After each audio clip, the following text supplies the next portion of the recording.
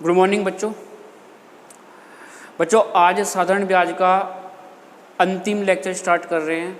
ठीक है, इस लेक्चर के बाद ये चैप्टर आपका कंप्लीट हो जाएगा और फिर टेस्ट देने के बाद हम नया चैप्टर स्टार्ट कर देंगे। ठीक है, तो आपके जो क्वेश्चन बचे हुए थे उन क्वेश्चनों को पूरा कर लेते हैं और फिर इसके बाद आपका न्यू चैप्टर स्टार्ट करते हैं। ठीक है, अब आपकी जो क्लास है बच्चों हर रोज़ सुबह 9 बजे लाइव भी आ सकती है। ठीक है, चलिए आज ही क्लास स्टार्ट करते हैं। हमारा जो आज का पहला क्वेश्चन है बहुत ही अच्छा क्वेश्चन है। कहता है जी रमेश ने बैंक से 7,000 रुपये साधारण ब्याज की दर से उधार लिए और 3 साल के बाद उसमें से 3,000 रुपये वापस कर दिए। फिर उसने 5 साल के बाद वापस जाकर 5450 रुपये दिए और अपना कर्ज चुका दिया, तो उसके ब्याज की दर आपसे पूछ रहा है। ठीक है बच्चे, चलो देख लेते हैं एक बार। देखो आप बैंक से कुल 7,000 रुपये मूलधन उधार लेकर आते हो 8% की दर से। कितने समय के लिए? 3 साल के लिए। भैया 3 साल के लिए इसलिए बोल रहा हूँ क्योंकि आप 3 साल बाद बैंक में वापस गए थे और बैंक मैनेजर को 3,000 रुपये वापस कर दिए थे आपने। ठीक है, तो जो 7,000 रुपये की राशि थी वो आपके पास केवल 3 ही साल तक उधार रही, तो आप ब्याज भी केवल 3 साल तक ही दोगे। तो 7,000 रुपये पर 8% की दर से कितने साल ब्याज लगा भाई? 3 साल तक। तो SI = PRT/100 कंप्लीट हो गया। ठीक है, इसके बाद आपने इन 7,000 रुपये में से 3,000 रुपये वापस कर दिए थे, तो अब आपके पास कर्ज कितने रुपए का बचा था? केवल 4,000 रुपये का। तो आने वाला जो समय होगा उसमें आप केवल 4,000 रुपये की राशि पर ही क्या दोगे? ब्याज दोगे। और ब्याज की दर तो वही है 8%। लेकिन समय देखो, आपने अपना सारा कर्ज पूरे 5 साल में चुकाया, जिसमें से 3 साल तो पहले बीत चुके। अब ये जो 4,000 रुपये बचे हुए थे वो आपके पास केवल 2 साल के लिए उधार रहे। ठीक है, तो ब्याज भी कितने साल तक लगेगा आपके पास? 2 साल तक, और बटे में क्या आ जाएगा? 100। ठीक है, तो देखो ये भी SI = PRT/100, ये भी SI = PRT/100। तो ये किसके बराबर होगा? टोटल दिए गए ब्याज के बराबर, क्योंकि ये भी ब्याज है, ये भी क्या है? ब्याज। ये शुरुआत के 7,000 रुपये पर ब्याज है, ये 4,000 रुपये पर। अब देखो आप बैंक से केवल 7,000 रुपये लाए थे, जबकि बैंक को दिए कितने? एक बार तो आपने 3,000 रुपये दिए और एक बार कितने दे दिए? 5450। तो कुल मिलाकर 8,450 रुपये आपने बैंक को लौटाए, जबकि आप बैंक से लाए कितना थे? 7,000 रुपये। अगर आप बैंक से 7,000 रुपये लेकर आए थे और आपने उसके बदले 8,450 रुपये लौटाए हों, तो कितने रुपये ज़्यादा लौटाए? 1,450 रुपये। ये 1,450 रुपये एक्स्ट्रा क्यों लौटाए? आपका ब्याज। ठीक है, तो इसका मतलब आपने अपने 5 वर्षों में जो ब्याज दिया वो कितने रुपए का दिया? 1,450 रुपये का। कितने रुपए का ब्याज है भाई? 1,450 का। तो 1,450 रुपये ब्याज कहाँ से बना? शुरुआत में के 3 साल तक ब्याज लगा 7,000 पर और बाद में 2 साल तक ब्याज लगा 4,000 रुपये पर। इन दोनों का जो टोटल ब्याज गिना गया वो कितने रुपए आया? 1,450। तो SI की वैल्यू कितनी आ गई भाई? 1,450 रुपये। इसको सोल्व कर लोगे तो आपका आंसर निकल जाएगा। चलिए 2 जीरो से 2 जीरो कैंसिल, 70 दिया, 210 R प्लस 2 जीरो से 2 जीरो कैंसिल, 40 दूनी 80 R बराबर किसके? 1,450 रुपये के। ठीक है, अब 210 और 80 कितने हुए भाई? 290 R = 1,450। 0 से 0 कैंसिल, 29 कम 29 पंजे 145, यानी कि 5%। इसका मतलब आप बैंक से 5% की दर से उधार लेकर आए थे। तो पहले क्वेश्चन का आंसर कितना आ गया? 5%। इसी क्वेश्चन को आप एक तरह से और भी कर सकते हैं, उसको भी देख लेते हैं। ठीक है भाई, चलिए देख लेते हैं। ये बताओ आप जो राशि अपने पास उधार रखते हो केवल उसी पर ब्याज देते हो ना? ठीक है, चलिए आप बैंक से 7,000 रुपये लेकर आ गए तो पहले साल बैंक मैनेजर ने 7,000 रुपये पर ब्याज जोड़ा होगा, अगले साल फिर 7,000 रुपये पर ही ब्याज जोड़ा होगा क्योंकि आपने कुछ लौटाया नहीं। तीसरे साल फिर क्या हुआ, 7,000 रुपये पर ही ब्याज जोड़ा। लेकिन जब 3 साल पूरे कंप्लीट हो गए तो आपने 3,000 रुपये वापस कर दिए। तो अब बैंक मैनेजर कितने रुपए पर ब्याज लेगा, केवल 4,000 पर, क्योंकि 7,000 उधार थी, उसमें से 3,000 आपने लौटा दिए, तो बचे कितने, 4,000। तो अगले साल 4,000 पर ब्याज लगा, उसके बाद फिर से 4,000 रुपये पर ब्याज लगा। इस प्रकार आपके कुल मिलाकर कितने वर्ष पूरे हो गए, 5 वर्ष। ठीक है, और इन 5 वर्ष के दौरान आपके पास कुल कितनी राशि उधार रही, 7, 7, 14, 7, 21 और 8, 29,000। कितनी राशि उधार रही है आपके पास, टोटल 29,000 रुपये। और इन 29,000 रुपये पर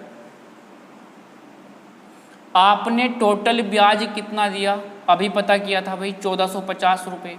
और परसेंटेज के लिए हम क्या करते हैं, गुणा 100। ये 3 जीरो से 3 जीरो कैंसिल, 29 का 29 पंजे 145। तो ब्याज की दर कितनी आ गई, 5%। इस क्वेश्चन को आप इस तरह से भी कर सकते हैं, कोई दिक्कत नहीं है भाई। चलिए नेक्स्ट क्वेश्चन की ओर चलते हैं, नोट कर लीजिए। चलो देखते हैं। कहता जी वार्षिक ब्याज की दर 11.5% से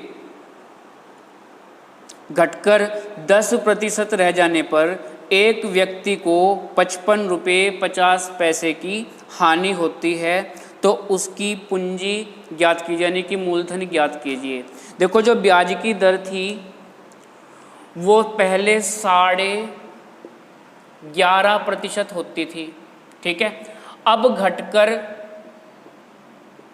ब्याज की दर कितनी रह गई, 10%। अच्छा एक बात बताओ, अगर ब्याज की दर कम हो जाए तो भाई नुकसान तो होगा ना, है ना। तो एक बात बताओ, परसेंटेज में कितना नुकसान हो रहा है, 0.5% का। कितने परसेंट का, 0.5% का, ठीक है। तो क्वेश्चन में जो परसेंटेज में नुकसान हुआ 0.5% का हुआ, जबकि रुपयों में कितना हुआ, 55 रुपये 50 पैसे।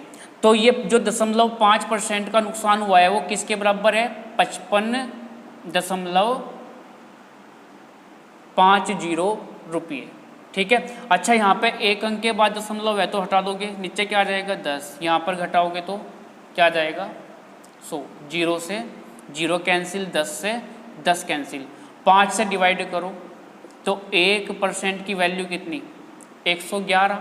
और आपको पता है कोई भी वस्तु अपने आप में कितनी होती है, 100%। अगर 1% 111 है तो भाई 100% कितना होगा, 2 जीरो और लगा दोगे, 1110 रुपये अंश, ठीक है। नेक्स्ट चलते हैं, अगला क्वेश्चन बहुत ही अच्छा क्वेश्चन है, इसको करते हैं।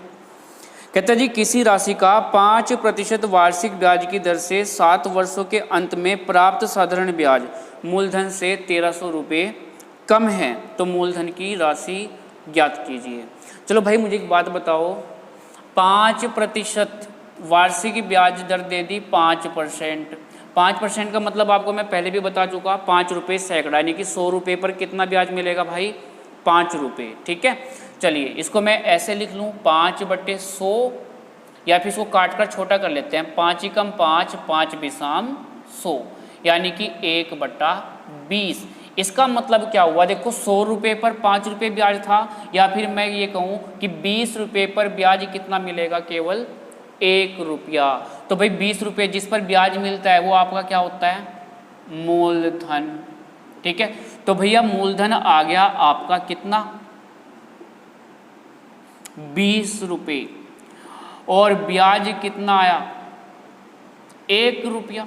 कितने पर, 20 पर। ये 1 रुपया ब्याज कितने वर्ष का है, 1 साल का, क्योंकि 1 साल की वार्षिक ब्याज 5% है, ठीक है। और 5% के हिसाब से 20 रुपये पर 1 रुपया ब्याज मिलता है 1 साल में, जबकि बात हो रही है कितने साल की, 7 साल की। तो भैया अगर 1 साल का ब्याज 1 रुपया है तो भाई 7 साल का ब्याज कितना होगा, 7 रुपये। तो रेशो बना 20:7, ठीक है। तो अब कहता है जी उसका जो ब्याज है वो मूलधन से 1300 रुपये कम है, उसका ब्याज 7 वर्षों में मूलधन से 1300 रुपये कम है। यहाँ पर देखिए जो ब्याज है वो मूलधन से कितना कम दिखाई दे रहा है भाई, 13 यूनिट, जबकि क्वेश्चन में कितना बताया है 1300 रुपये। कितने रुपये भाई, 1300 रुपये। तो अगर 1 यूनिट 1300 रुपये के बराबर है तो 13 यूनिट 1300 के बराबर है तो 1 यूनिट की वैल्यू कितनी, 100 रुपये। अगर 1 यूनिट 100 रुपये है तो आपसे मूलधन पूछा है और मूलधन भैया कितने यूनिट का है, 20 यूनिट का। तो 20 में मल्टीप्लाई कर दो, 20 गुणा 100 कितना आ जाएगा, 2000 रुपये आंसर। ठीक है भाई, अच्छा क्वेश्चन था, समझ आया होगा। ठीक है, अगले क्वेश्चन की ओर चलते हैं। आइए अगला क्वेश्चन देखते हैं। दिए गए साधारण ब्याज की वार्षिक दर से किसी अवधि के अंत में मूलधन तथा मिश्रधन का अनुपात 4:5 है, मूलधन और मिश्रधन का। ठीक है भाई, चलिए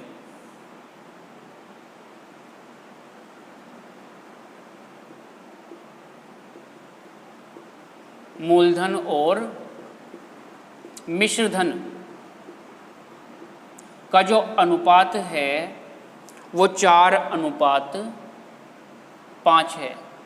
यानी कि मूलधन अगर 4 रुपये है तो मिश्रधन कितना है भाई, 5 रुपये। ठीक है, और मिश्रधन आप जानते हो मूलधन प्लस ब्याज। ठीक है, उसी को हम क्या कहते हैं, मिश्रधन कहते हैं। अब आगे क्या होता है कि 3 वर्ष के बाद समान ब्याज की दर से मूलधन तथा मिश्रधन का जो अनुपात है वो 5:7 हो जाता है। कहता है जी भाई अगर 3 साल बीत जाएं तो 3 साल बाद मूलधन और मिश्रधन का जो अनुपात होगा वो कितना हो जाएगा, 5:7। ठीक है, यानी कि 3 साल बाद मूलधन 5 रुपये हो गया और मिश्रधन कितना हो गया, 7 रुपये। अब आप एक बात अच्छे से जानते हो, परिवर्तन हमेशा ब्याज में होता है, मूलधन फिक्स रहता है, मूलधन कभी भी चेंज नहीं होता। अगर आपने किसी को 5 रुपये उधार दिए हैं तो वो हमेशा 5 ही रुपये रहेंगे। वृद्धि किसके अंदर होगी, केवल ब्याज के अंदर।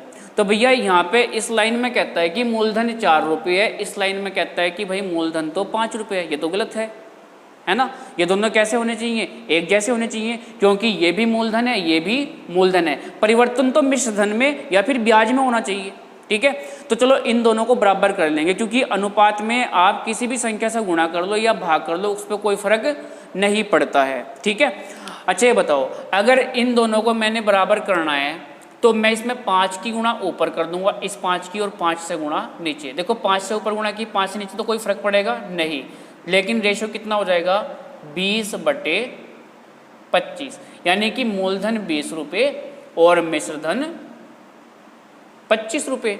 ठीक है भाई, अब देखो इसको भी बराबर करना पड़ेगा, इस 4 की गुणा यहाँ पे कर देंगे, 4 पंजे 20, 4 सत्ते 28। अब देखो भाई यहाँ भी मूलधन 20 रुपये हो गया, यहाँ भी मूलधन 20 रुपये ही है, तो मूलधन पता चला।